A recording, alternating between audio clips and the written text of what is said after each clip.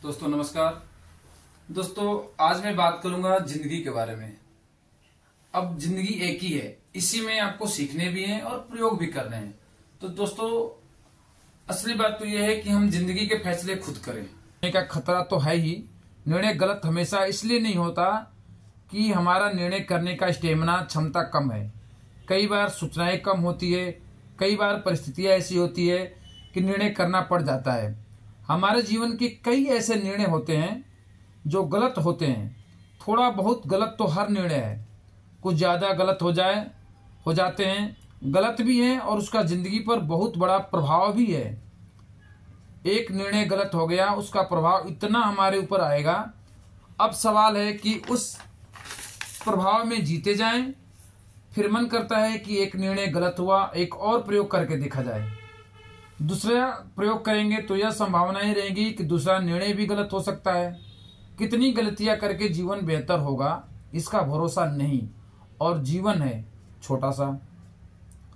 तो यह कहानी की केंद्रीय समस्या क्या है? जिंदगी एक ही है, उसी में प्रयोग भी करने हैं, उसी में जीना है।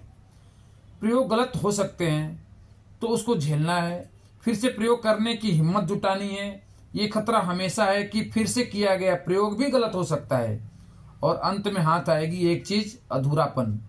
यह जिंदगी वैसी ही नहीं है जैसी होनी चाहिए।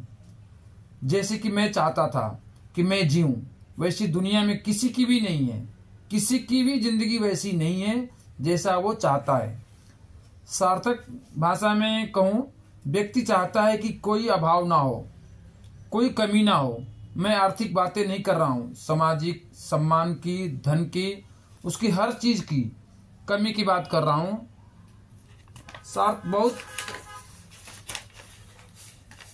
सार्थ अच्छा दार्शनिक था। सार्थ बहुत अच्छा दार्शनिक था। उसने एक सिद्धांत लिया।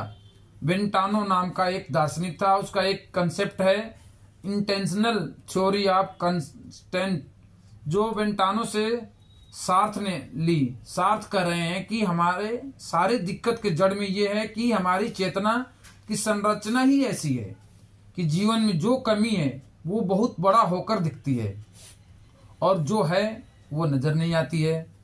वही मिल गया सो मिट्टी है, खो गया वो सोना है।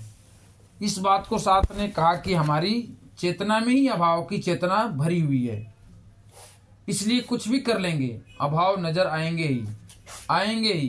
अंतर बस इस बात का है कि किसी व्यक्ति को अभाव किसी चीज की है और किसी व्यक्ति को किसी चीज की कोई ऐसा नहीं है जिसको अभाव किसी भी चीज की नहीं है। अगर वो नहीं है तो वह व्यक्ति नहीं वस्तु है। उसने मनुष्य होना सीखा ही नहीं, इसलिए इस अधूरेपन से डरते डरते इस अधूरेपन को कम करते जाने का प्रयोग ही जिंदगी है और खत्म कभी नहीं होता। इसे समझदार व्यक्ति इस अधूरेपन को एक समय के बाद जीने लगता है कि अधूरा हूं लेकिन खुश हूं, क्योंकि पूरा कोई नहीं हो सकता तो मैं कैसे हो जाऊंगा। हमेशा खुश रहना चाहते हो तो यह बातें याद रखना, क्योंकि आप हमेशा खुश रहना चाहते हैं तो ये बातें याद रखना जरूर।